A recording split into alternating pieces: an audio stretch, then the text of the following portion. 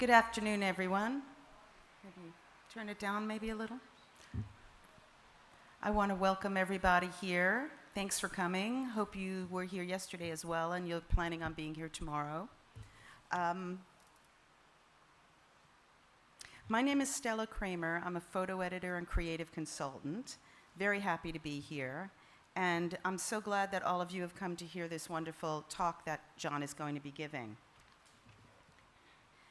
While you're here, I want to be sure that you know that upstairs we have the Flash Forward 2011 Group Show exhibition and the mini book fair, which is hosted by Printed Matter and the Indie Photo Book Library, so please check that out upstairs.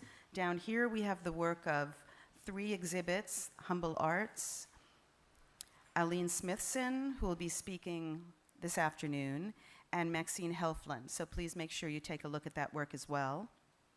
I want to thank our sponsors, as always, TD Bank, who's been with Flash Forward since the beginning. Thank you so much. And the Fairmount Battery Wharf, which is this wonderful place that is giving us the space and allowing us to stay here. We really do appreciate that.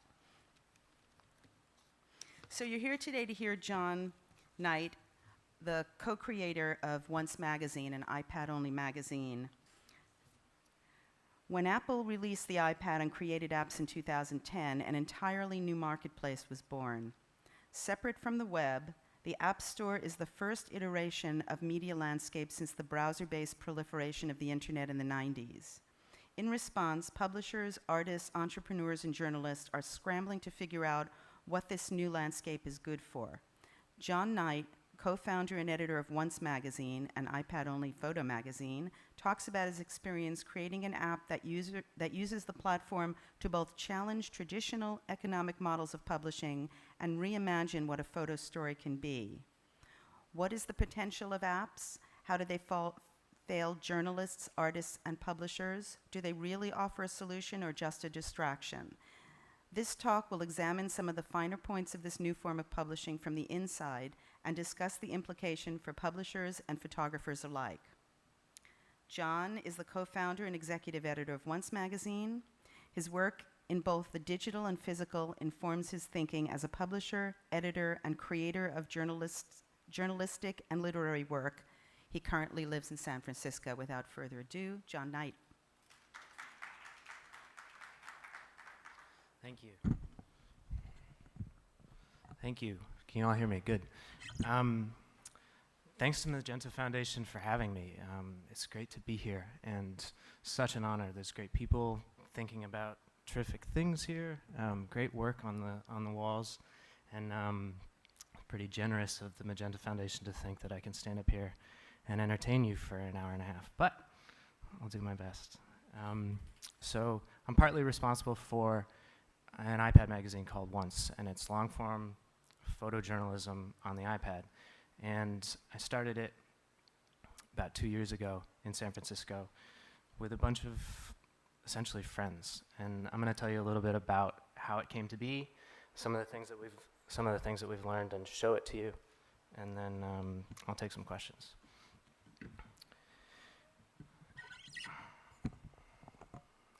In August 2010, I was invited by some college acquaintances to a secret meeting about a new magazine. I was skeptical. I'd been working at McSweeney's Publishing, a niche publishing house headed by Dave Eggers in San Francisco, and it seemed like every other week someone was starting another magazine destined to fold a week later. But I edited the same print magazine in college with some of the people, and I think someone promised beer. The first Once meeting took place that night in a bedroom with about 10 other people, mostly friends, mostly younger than 27, all with editorial aspirations, but sparse or non-existent employment in the field. In other words, it was a bunch of kids with nothing to do. But more than that, the entire gathering operated on the basic assumption that something in the publishing world was missing. This was never articulated. None of us were satisfied with what we were reading or writing or shooting, and we definitely didn't think the internet was pulling its weight. It was strange, but weirdly accepted that in the age of information, we couldn't find jobs producing good information. We weren't trying to challenge this or change it. The crisis of journalism is not what Once is about, because that problem is much larger than anything we've ever done. But we're interested in a digital magazine that was really worth seeing, something that used digital tools to its advantage, rather than just spitting the same content as what was already online into print and in print. I'd never seen an iPad before this meeting, but as Jackson Solway, one of the guys who miraculously put us all in the same room together, passed his around with slideshows of his own photos, the idea was obvious. Long photo edits that told real stories, full screen photos, one at a time. I came from a writing background, so I didn't know very much about photography and even less about publishing. But within an hour, everyone at that first meeting was sold on the very basic idea of long-form photo stories on the iPad. Furthermore, we were adamant that if such a magazine existed, it should do so not on the back of advertising, but with the support of the people who contributed to it. We wanted to make the relationship between editors and photographers, writers and publishers, more intimate and honest. So we decided that we would adopt a revenue-sharing model with all of our contributors. So in the fall of 2010, we began a year of raising money, learning the software, writing business plans, and reaching out to photographers. We knew that inasmuch as we were making a publication that was founded for our contributors, we had to make every effort to convince those people that we were indeed well-intentioned. This was a publication for photographers, and we took that to the people whose work we admired and asked them to trust us. All the photographers we've ever worked with have been insanely generous and trustful and accommodating, especially the photographers from our early issues who agreed to work with us without knowing who we were or what we were going to do. Almost exactly after a year of this first meeting, we launched once with this pilot issue, and it includes the basic formula for all of our issues. 3 stories, each with about 20 photos, a written essay, captions, and some sprinkling of video, audio, and infographics. It's general interest, and we run stories from all over the world that are black and white and in color about everything you can imagine, from saltwater flooding in Bangladesh to alligator farming in Louisiana, citizen-run voting stations, and the Libyan Revolution.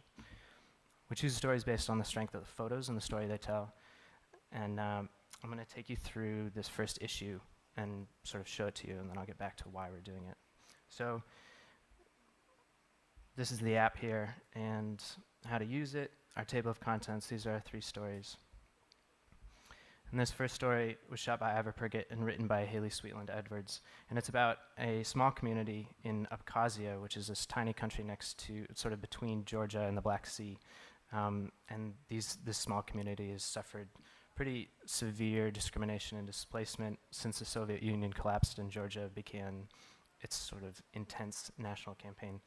And in this issue, we started each story out with the essay. And we have a timeline here on this essay. It sort of explains what Abkhazia is and what the story is about.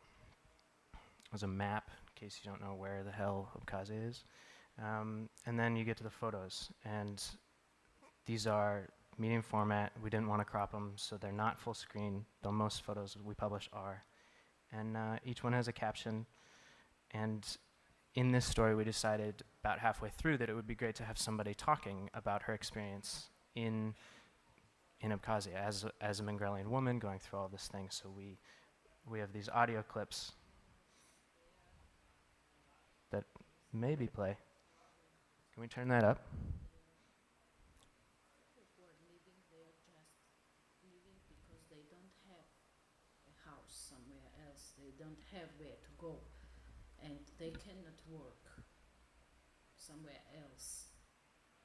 So we chopped up this audio clip and sort of split it on all these photos where it makes sense.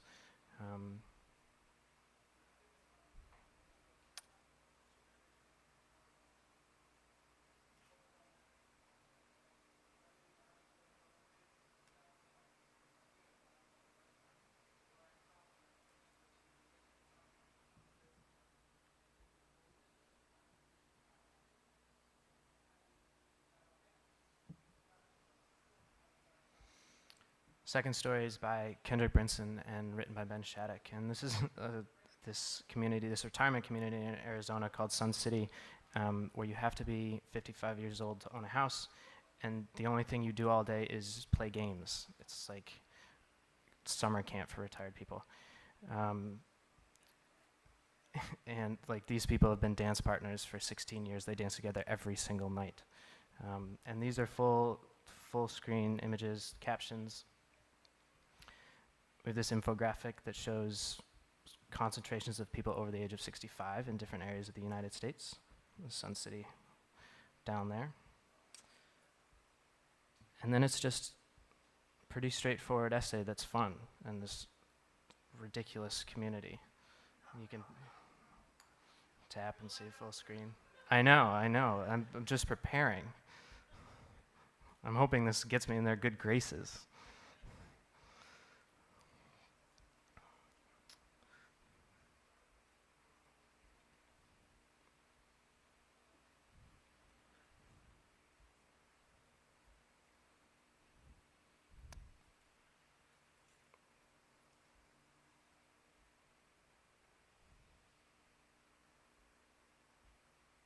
And the third story by Andrew Gestang and Sabine Bart is about these small communities in Greenland who are traditional hunting communities.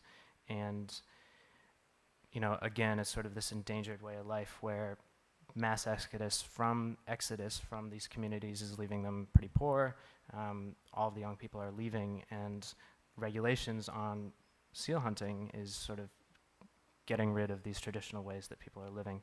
And when Andrea first shot this, I think that she really had in mind to just try to just show how this is kind of breaking families apart, but we decided that the best way to do that was to start with seal hunting, because that's what seemed like such an unusual approach, and especially all these photos that we never saw. I mean, he's wearing polar bear pants there. So it was just kind of a way to bring the incredible and the strange onto the iPad, like photos like this, seals in your kitchen, that kind of thing. So, get ahead of myself. There's two fundamental aspects to this magazine. One, experimental visual storytelling, and two, paying our contributors.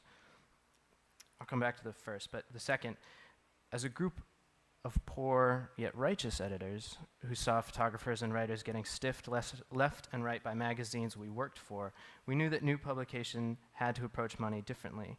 In fact, part of the reason to start a new publication was to try to break free from a system or cycle of editorial compensation we saw as fundamentally broken. There were so many people taking a cut in traditional publications that the photographers and the writers, the people who were actually producing the material that was truly worth something, were not being financially recognized for their work. So rather than arbitrarily set the amount that photographers would be paid, we wanted to think of a compensation as both shared risk and something earned. Now, depending on who you talk to, a revenue sharing model is either a great business model or an idiotic one. Traditional business would say that you're nuts to give away so much of your revenue. We started out by giving away half, and we still give away almost that much, which is true on the one hand, and certainly the reason why most people don't do it. On the other hand, you're giving away half of your revenue to people who made the revenue possible in the first place, the people who took the risk to create that content. Plus, those people have their own audiences, their followings, their communities, so incentivizing contributors to market their work means more money for everyone. As we began reaching out to photographers, I realized that so many photographers have these huge archives of work from stories that they've either been commissioned to do or shot on spec. And for the most part, these archives just sit on hard drives or on websites. And if you're lucky, you might get one or two photos published, but for the most part, they're just there. And so there was a slew of photographers that we thought, man, these people do great work, but we don't see much of them in the mainstream media. And so we started reaching out to them and said, let us publish a fuller edit of this, and we'll share all the revenue that makes with you. The suspicion was that there was more to a photo story than just photos, than just 3 photos. We thought that those stories left on hard drives and websites still had plenty of potential. Like that Sun City essay, it's been on the Lens blog, it's been in Lightbox. Kendrick showed it at Look 3 last year. It's been in the Jennifer Schwartz Gallery in Atlanta. So plenty of people in the photography community have seen that, but we kind of figured, so what? We hadn't. We wanted to bring these kinds of stories to new audiences. We wanted to invert traditional magazine formula, which was 3 photos, 5,000 words, and we said, why don't we have 20 photos and 1,000 words? MediaStorm kind of does this online. There's plenty of blogs like Lens Blog and In Focus that do this, but there was no whole magazine founded on this principle. But then there was the iPad. That photos look great on the iPad was obvious, but the device's usefulness extends even further. One major problem with the internet is that it's free. but the App Store isn't.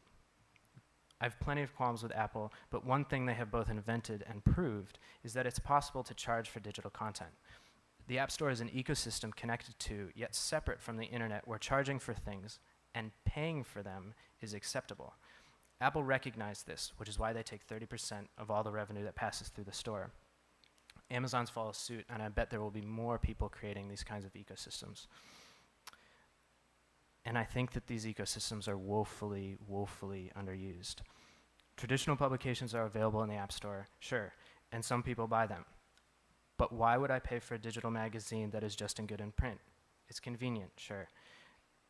But convenience sells the real innovation short. There's an opportunity to create new kinds of publications that are so specific to the platform which they are available that people are willing and even happy to pay for them. Some people are doing this for the iPad. Like Kadir van Loohuizen's Via Pan app is great. The Atavist is good. Al Gore made a book called Our Choice, which is really fantastic. And they're not possible in any other format, and so it makes sense to buy them on the iPad. Obviously, this is what we hope for once, that it is specific enough to the content to be worth your $1.99. That's how much we charge for subscriptions, $1.99 a month, and it recurs automatically. Single issues, $3. And in addition to creating a space where paying for content is encouraged, Apple does a pretty good job of tracking every penny that comes in, if it comes from a subscription or a single issue purchase, and for which issue. With this information, we're able to parse out which issues are making how much and pay contributors accordingly. You can't do that when you ship magazines to a bookstore. So is it sustainable? No, of course not. But it could be. Right now we have about 2,300 subscribers, which covers all of our hosting costs, pays photographers about $500 the first month they're published. It takes care of a lot of our tech needs and most of our software.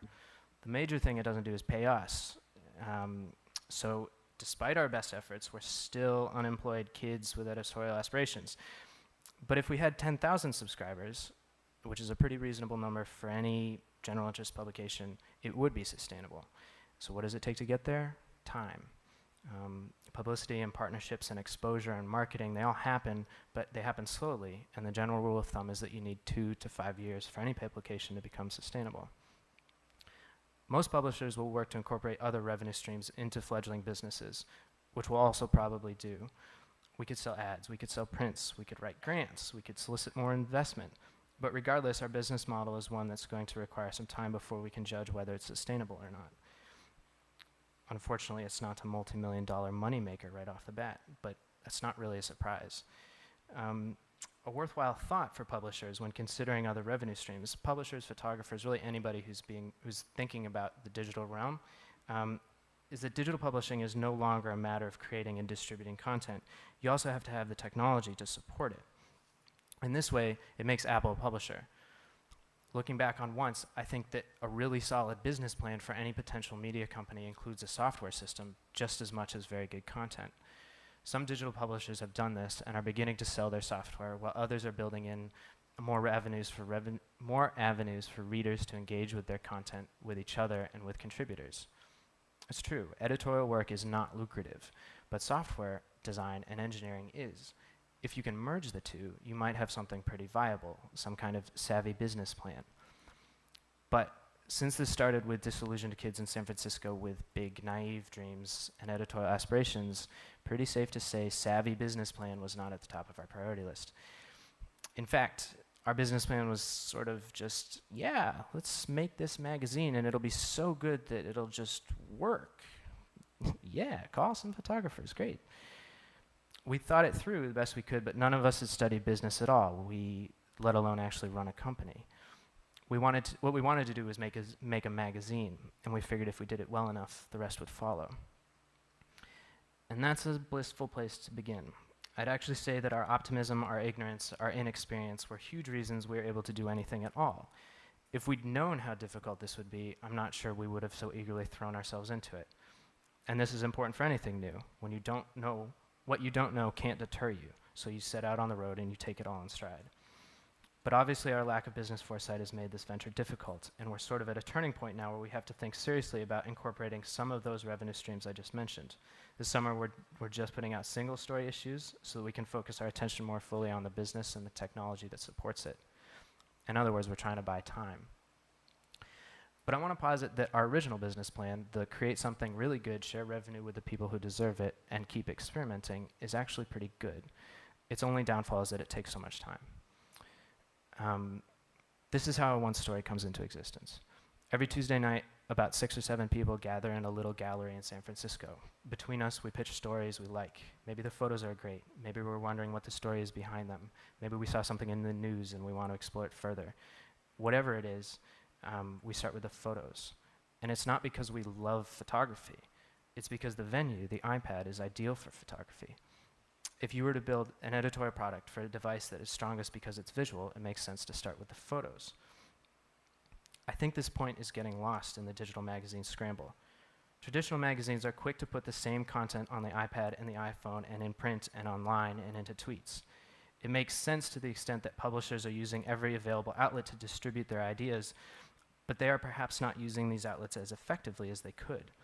For the first time in almost 600 years, there are huge innovations in the way we distribute and consume information.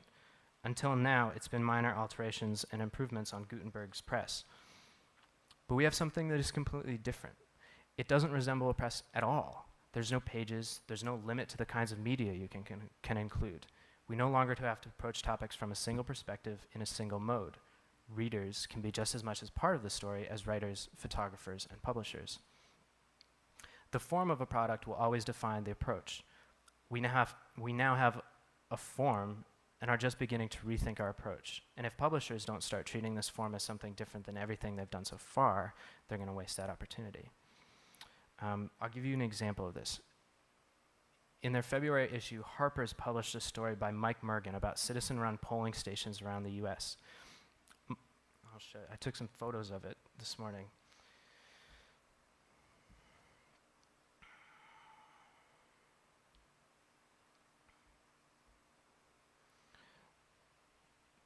They are really long photos. They're twice as long as they are tall. And Harper's ran them as a portfolio with 2 to 3 photos per page. And the captions down at the bottom tell the precinct, the town, the state, and the date. And there's 12 photos on 5 pages. In March, we ran that same story.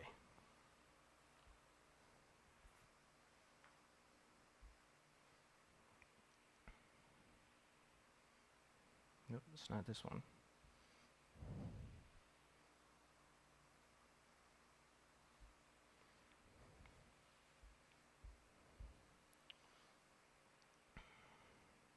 So the photo, long photo, right? You can tap on it, and it gets bigger. You can move it around, see what's there. Single photo, single page. Tap on it, photo's there. Caption is still precinct, town, state, date. Then there's an essay here about people who actually run these polling stations, why they do it, who they are, how they got into it. And then we have an infographic here with an audio piece that was created like you would create something for the radio, which I'll play the beginning of for you. My name's Ann Hipschman. Peter Brink. I live Whoops.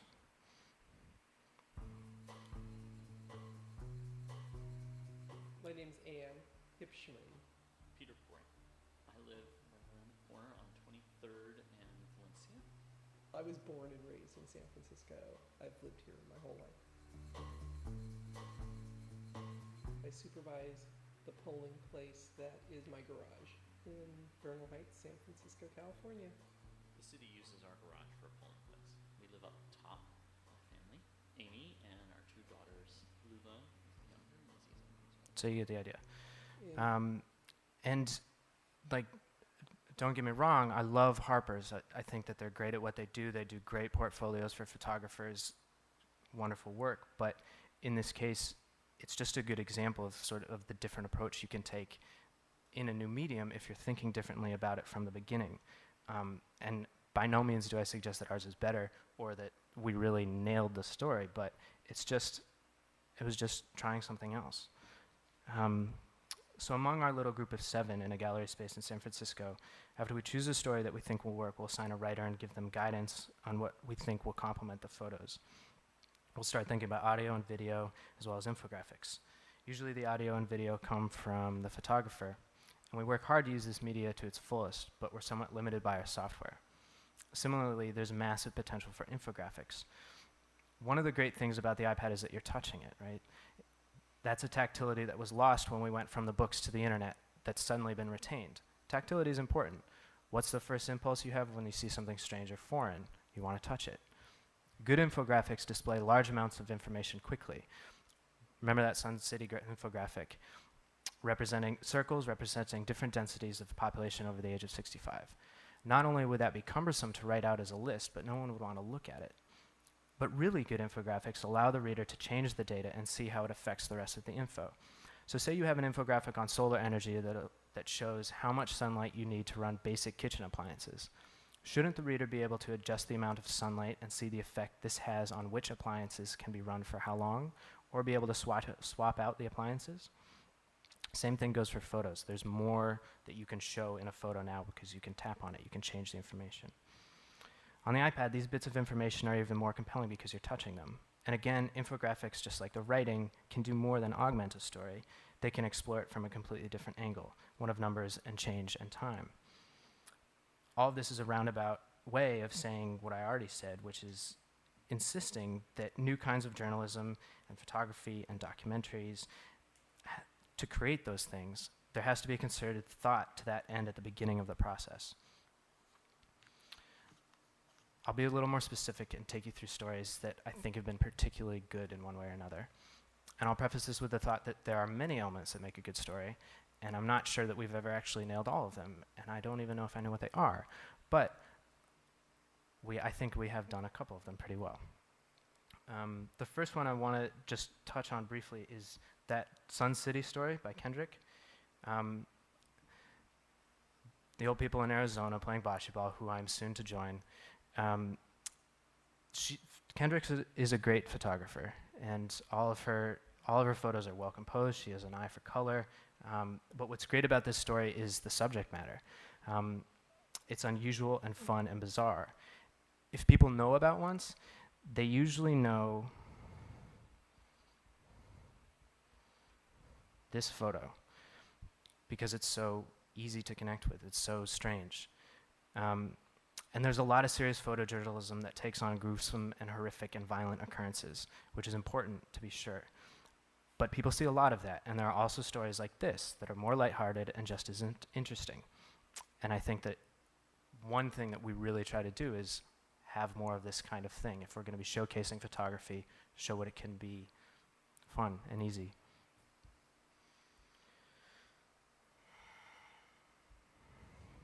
Another one I want to touch on was shot by Eric White and written by Melissa Del Bosque. And was the cover story for this issue. And it's about the fence that's being erected between the US and Mexico border.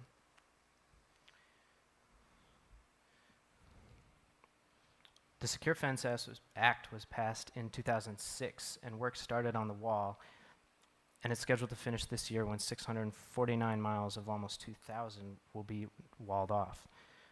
Obviously, there's lots of issues that swirl around this project because people's land is being appropriated by the US government to build the wall, communities are being separated, there's conflicting views on the effectiveness, necessity, and consequences of it, and it costs about $3.9 million per mile to build. So I wanted to come at it from a couple different angles. And the photos, there's almost no people in any of them. It's just the area where the wall is built, and mostly just the wall. So it's clear from the beginning that that's sort of the main subject. So then the essay has 3 people whose lives have been pretty profoundly affected by this. One is a woman whose backyard was taken over by the US government when they put up a wall through her backyard, and now she has policemen in there every day. Another is a man who leaves water out in Arizona for immigrants who are now, because of the wall, forced to cross into America in the deadliest part of the Arizona desert and often die. And third is Senator Jim DeMint from South Carolina, who's been sort of this massive force behind the building of this wall and really advocates for it. So 3 perspectives, 1 wall. And then I wanted to, I was thinking about walling people in and walling people out and how that has been a consistent theme throughout history. And so I wanted to put this wall in context to the rest of the world. So we made this infographic where you can compare other places around the world, Hadrian's Wall, and read a little bit about them. Keep doing that. Great Wall of China. And we got these illustrations done, so there's a lot that we can done with infographics. So I think that this story, I tried to do a lot with this story, and I think it's both effective and not, because it's not always so clear the connection between it all, other than that there's walls involved. And that could be a failing of navigation or the actual content. But it is an example of the way that you can bring three pieces together to all bear on the same thing.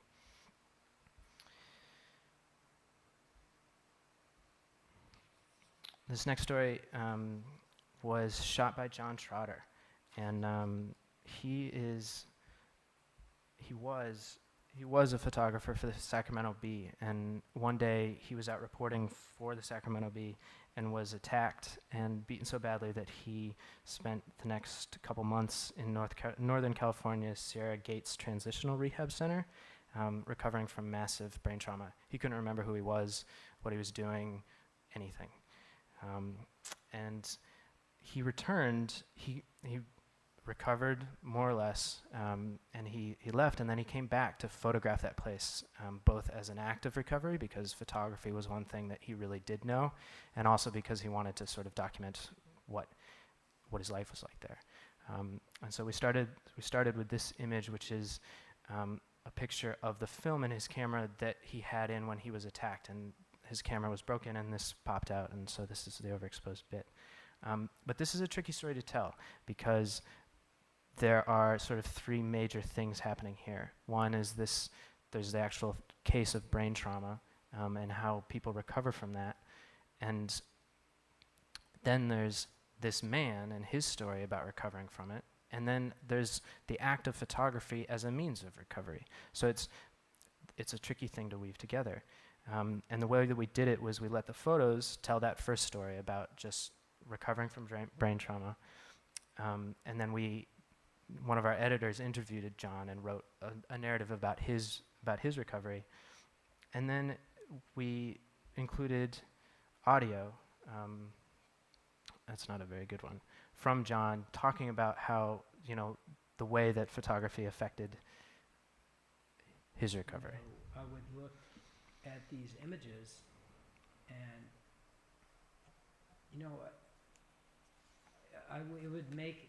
it would confirm for me that I really had some experience, and that I wasn't,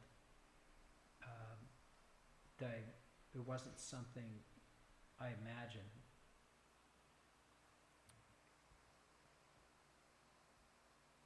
And those are interspersed throughout.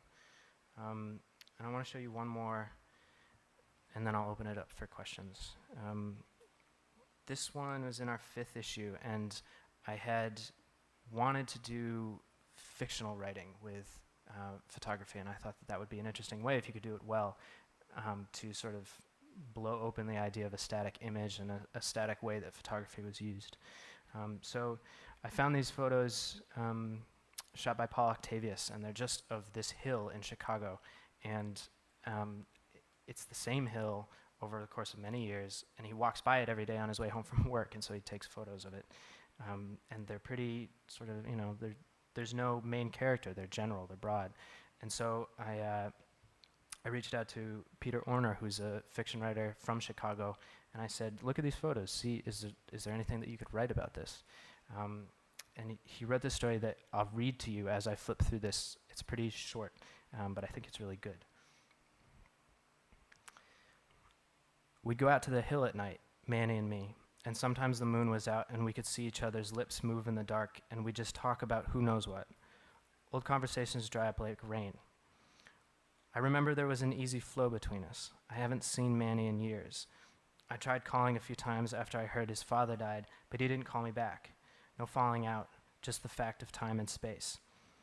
And it was good because when I called and the phone started ringing, I forgot what I even wanted to say besides the obvious, hey, I heard. Still, out there was this easiness, this rare kind of easiness you get with someone you've known for so long there's no need to prove anything.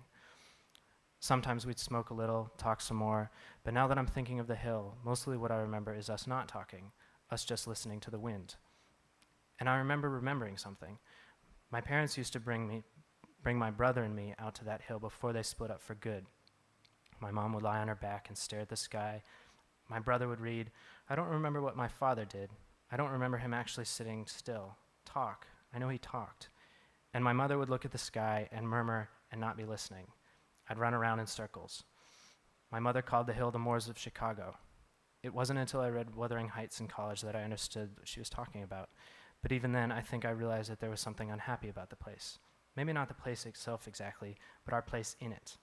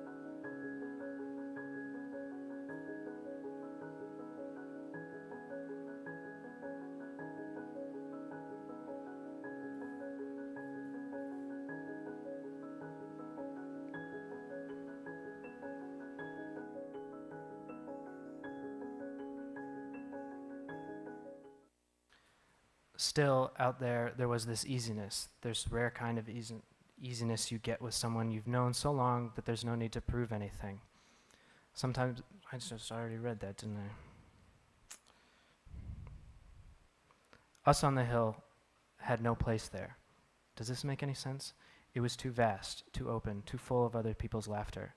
Maybe this is why my parents brought us out there in the first place, to this hill where other families gathered and laughed. Maybe they thought that something would rub off on us. One time, and this is what I remember remembering out there with Manny years later, my father bought a kite that he'd built from a kit. It was made of thin wooden sticks and a kind of tissue paper. He spent an hour that morning gluing it together. It wasn't a success. Out there on the hill, we got it off the ground, but the wind ripped the spindle, is it called a spindle? Right out of my hand, and the kite fluttered and swooned and crash landed. I cheered. And then I went over and jumped on the wreckage, not only because I wanted to spite my father, although this must have been part of it, but more because even then I was someone who liked wreckage. I think this happened. I'm pretty sure it did. Who really knows? Did it happen, or was it something that, years later, out there with Manny under the moon, I remember wanting to do? I stomped on the remains of that kite my father put together with his own hands. Did I tell Manny this, or did I just think about it? I haven't been to the hill since. My father tried, my mother tried. They knew they'd end sooner or later. In the meantime, we had to live, so they took us out to see the Moors of Chicago. My mother on the grass, staring at the sky, my father talking, my brother reading, me, the youngest, wandering in circles. Forgetting takes work, and I don't want to work right now.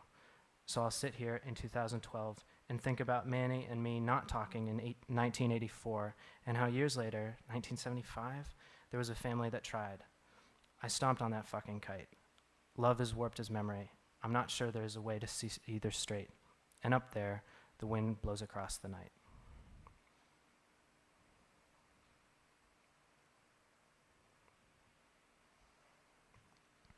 So that's that story. And so I just want to open it up for questions now. I can show more stories if you guys want. Questions, concerns, anything. Yeah.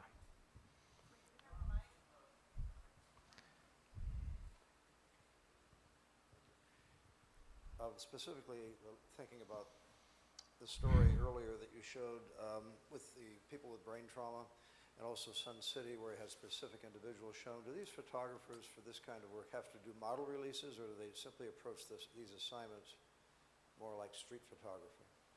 We've never done releases. A lot of the work that we've done has been shot before we come to it, so we've just started commissioning stuff, assigning stuff. I don't know what agreements Kendrick and John worked out with their subjects, but we don't require it.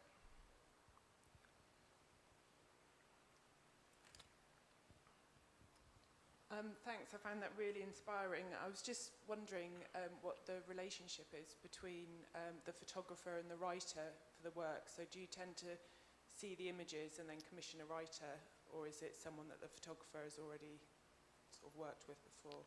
We do both. Most often, we'll always ask the photographer if they have a writer that they typically work with, if somebody was out on assignment with that. But yeah, the way that we do it is we'll get the photos, we'll talk to the photographer, ask if they're interested, and then assign a writer. And we'll put that writer in touch with the photographer, though very often they don't even speak, which is sort of strange. And we, as editors, we kind of play the middleman between those two. And we've had times where it's really been a disaster and times when it's worked.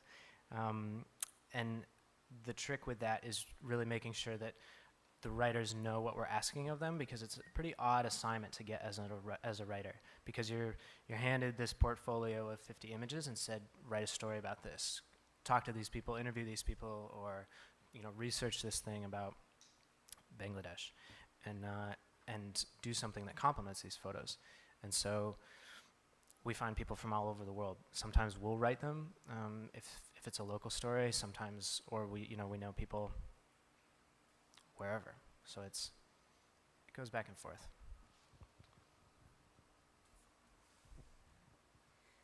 I think that was really great what you're doing. I think it's really fascinating. But, Thank you. I had a question. The last piece that you did about the Chicago Moors, there was that video piece at the end. Mm-hmm. And so I'm wondering, because it reminds me of the Prison Valley, like interactive documentary where they have a bunch of different objects, types of like media to show it rather than just text and photo. So I'm wondering if you're looking towards the future to incorporating more video into what you're doing. Yeah, video and audio are big parts of it that we don't have very much of, and it's hard to bring them in. We'd love to. The short answer is yes, and there's a couple conditions on that. One is the technology that we're using, and so there's a couple specific ways that audio and video can be incorporated into this. And the other thing is that having a video in, it quickly turns into something like what MediaStorm does, what Brian does down there, which is, maybe it's an audio piece with still images moving across the screen.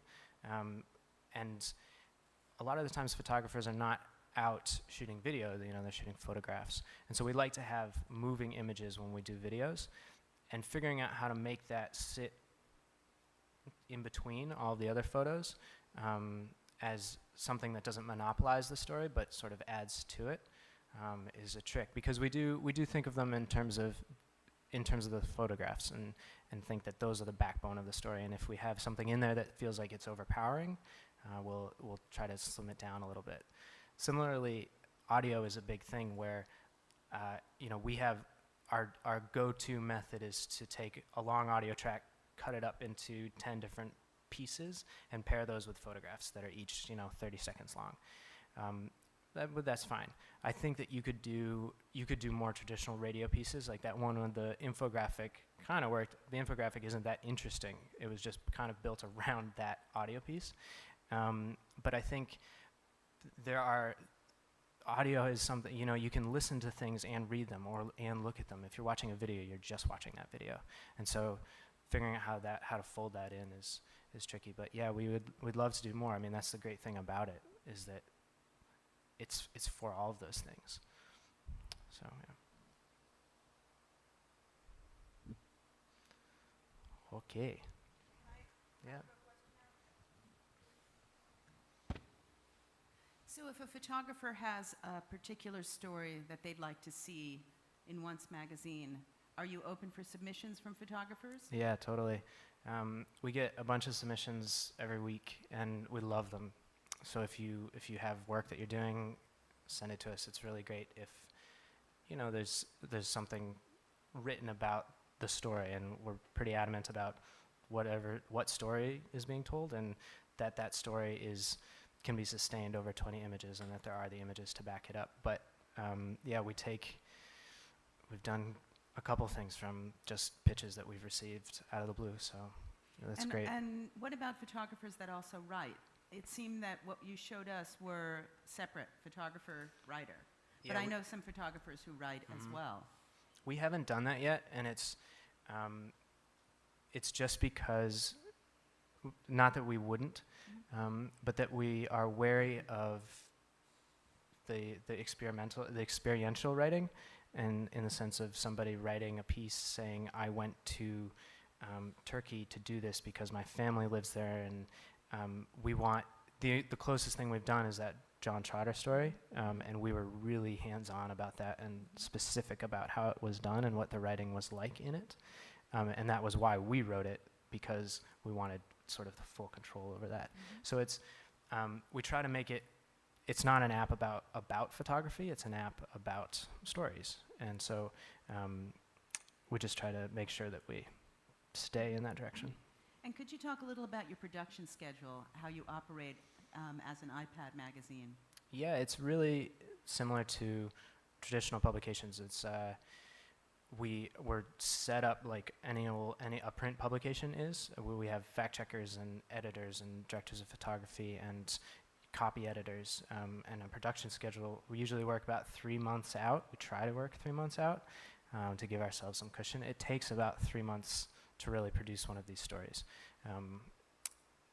So we've done them in a couple weeks, but it's awful. And then so we get the story in, we'll edit it, and then we lay it out. And the software that we use it's an InDesign plugin, and so I work in InDesign laying the whole thing out, designing the whole thing, and then on top of that you build in the interactivity, and then it's proofing it all and pushing it out through Apple. And then also, just one more thing, would you talk about how you promote each issue? Yeah, so this is a hard thing. The way that we do it is we're pretty active on social media. Has always been our big thing. We have a website. We'll put stuff up online, and partnerships. Occasionally we'll partner with local organizations that are interested in the story. Maybe we'll sell it to them. We'll just let them run 2 or 3 images. We always run it by the photographer to see if they want that. And but it's sort of, we'll target different people to try and write us up. When we get written up in tech publications like Tab Times or TechCrunch, like our subscriptions go through the roof.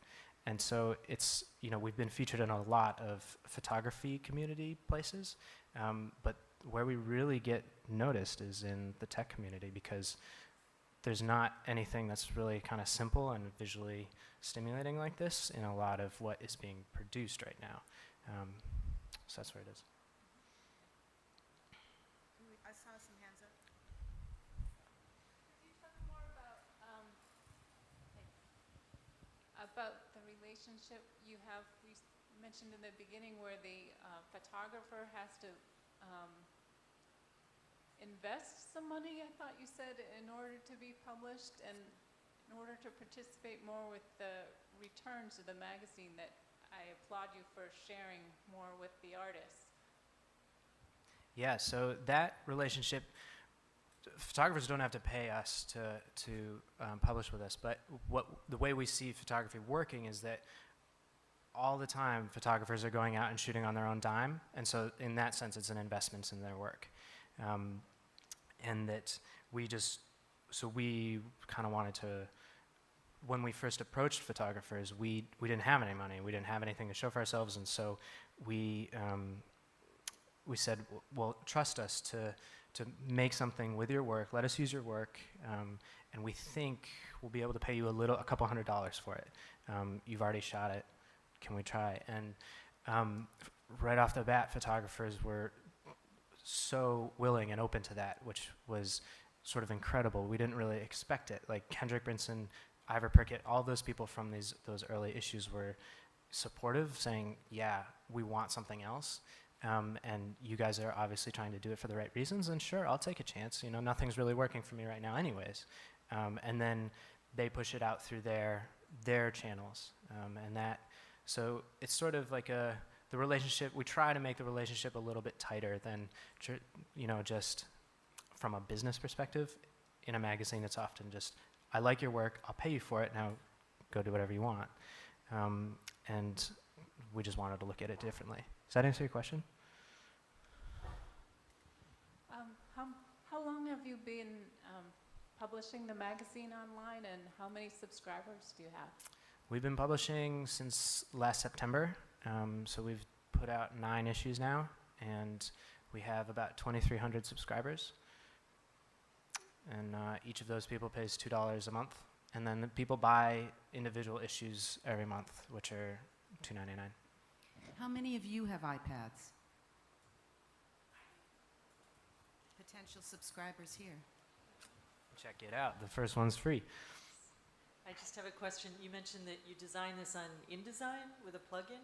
Does that mean that other people who want to do an app can just learn Totally. how to use this plugin? Yeah, I don't have any tech background at all.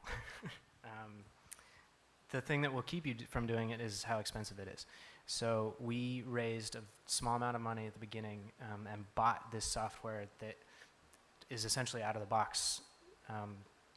That if you have Adobe's Creative Suite, you can use it, plug it in, and then there's a learning curve to figure out how to make it interactive, and also how to send it to Apple, and sort of there's technology bits there that you have to kind of pick up. But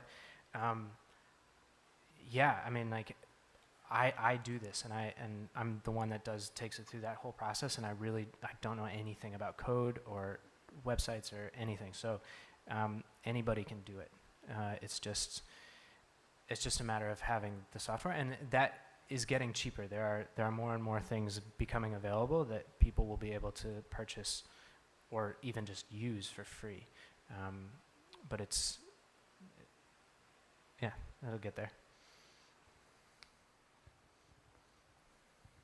Hi, have you considered going to another tablet like Kindle or for reach more subscribers? Yeah, we have, and again, it's a matter of technology. We'd like to be on the Kindle, but it's Apple and Amazon have their own systems, and so you have to build it all again, essentially. But we would like to. Being an Apple user, but not having an iPad, it seems to me that some of the platform elements, and believe me, I don't know tech either, but between some of the Apple computers and the iPhone are pretty similar. So why wouldn't your app be able to be spread across all the Apple platforms to broaden your audience?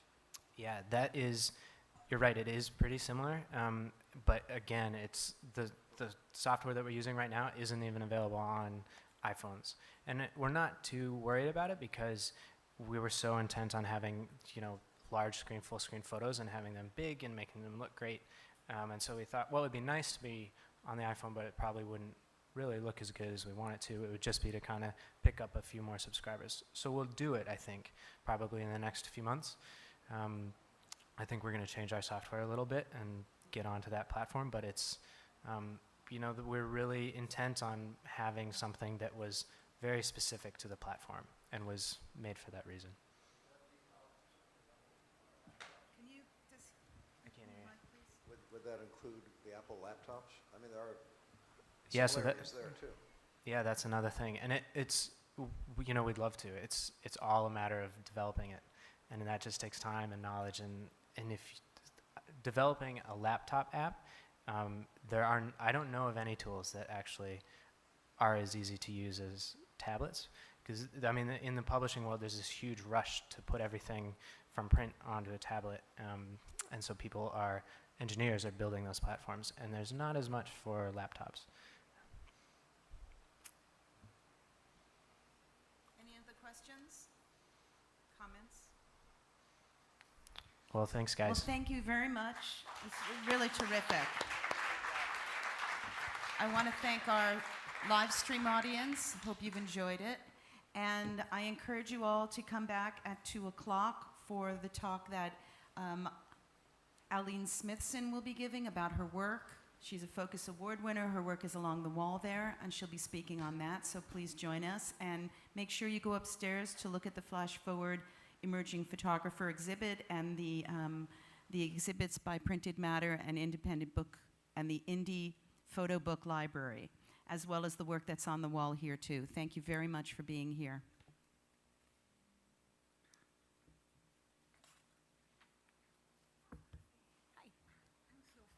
Hi, Stella. Nice to meet you. Yes.